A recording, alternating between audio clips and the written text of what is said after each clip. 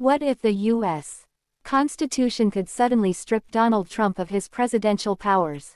As Trump talks about taking control of Greenland, whispers about the 25th Amendment are exploding across political circles. Could it actually happen? Stay until the end, because the truth behind this constitutional weapon might shock you. Donald Trump is once again dominating headlines, this time over bold statements about Greenland, rising tensions with NATO allies, and renewed speculation about whether the 25th Amendment could be used against him. But what is this amendment? Why are people suddenly talking about it again? And has it ever removed a sitting president? Let's break it all down. Trump and Greenland, what's going on? Trump has publicly suggested that the United States should acquire Greenland, calling the Arctic island vital for national and global security. Greenland is currently a semi-autonomous territory belonging to Denmark, and Trump's comments have raised alarm across Europe. With geopolitical tensions already high between the US, NATO allies, China, and Russia, critics say the rhetoric feels more aggressive than ever. Some fear that these remarks, combined with recent political clashes, could trigger an unprecedented constitutional move. What is the 25th Amendment? The 25th Amendment to the U.S. Constitution, particularly Section 4, allows the Vice President and a majority of the cabinet to temporarily transfer presidential power if they believe the president is unable to perform the duties of office. Important detail. Right finger. It does not automatically remove the president. If the president disagrees, Congress must step in, and both the House and Senate would need a 2/3 majority vote to keep the power transfer in place.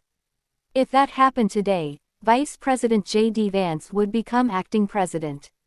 Why does it exist? The amendment was created after the assassination of President John F. Kennedy in 1963. At the time, lawmakers realized the Constitution lacked clarity about what would happen if a president survived an attack but was incapacitated. It was officially ratified in 1967, designed as a safeguard for extreme situations. Has it ever been used against a president?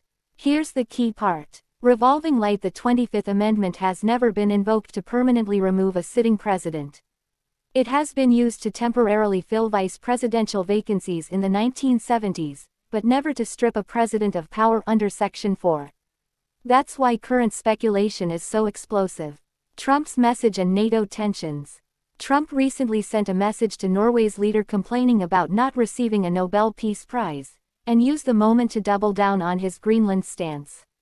He argued that Denmark couldn't protect the territory from Russia or China, and said NATO should do more for the United States.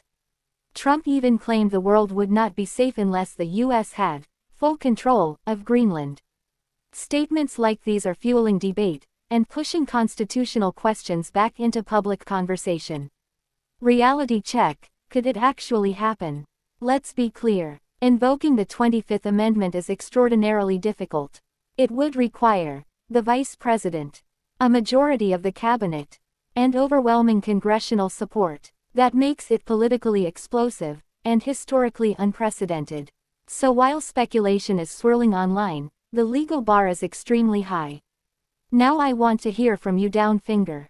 Do you think the 25th Amendment could ever realistically be used against a sitting president? Or is this just political noise? Drop your thoughts in the comments. Thumbs up, like this video if you enjoy deep dives into breaking political controversies. Push pin subscribe for daily celebrity and power player headlines you won't see anywhere else.